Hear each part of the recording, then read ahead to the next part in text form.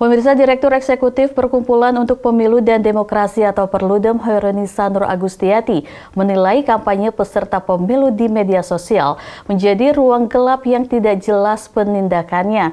Dia berharap penyelenggara pemilu memiliki strategi khusus yang lebih progresif untuk menangani konten negatif di media sosial. Kampanye tentu tidak terlepas dari dana kampanyenya juga gitu ya, karena yang namanya aktivitas kampanye tentunya ada pengeluaran yang dikeluarkan oleh peserta pemilu. Baik itu misalnya bentuk kampanye tatap muka ataupun misalnya kampanye-kampanye di media sosial, itu sebetulnya perlu dicatatkan gitu ya. Nah, beberapa waktu yang lalu kan ada berita gitu ya yang disampaikan bahwa PPATK misalnya menemukan transaksi-transaksi yang itu ada kaitannya dengan aktivitas pemilu, tapi itu tidak melalui rekening khusus dana kampanye.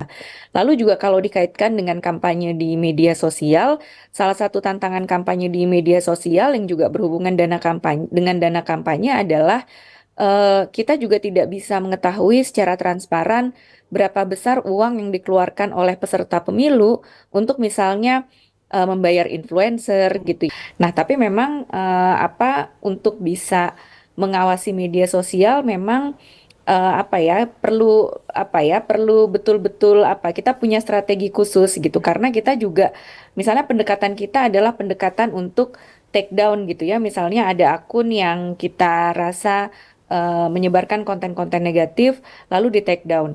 Tapi kita tahu juga di media sosial itu kita take down satu dan gampang sekali untuk muncul akun-akun yang lainnya gitu ya, 100 akun, 1000 akun kan gampang sekali. Undang-undang pemilu kita belum mengatur secara spesifik sehingga penyelenggara pemilu kita perlu lebih progresif gitu ya, untuk bisa menangani persoalan yang ada di tadi konten-konten negatif. Termasuk juga setiap kali pemilu ini kan kita melihat bahwa penyebaran disinformasi atau hoax-nya itu biasanya terpola gitu ya. Untuk menangani disinformasi ini memang butuh keterlibatan banyak pihak ya. Jadi forum-forum bersama memang tidak bisa misalnya kita mempertanggungjawabkan ini pada penyelenggara pemilu saja. Situasinya kalau sudah saling mengintimidasi misalnya ya, antar pendukung ini, belum lagi karena ditambah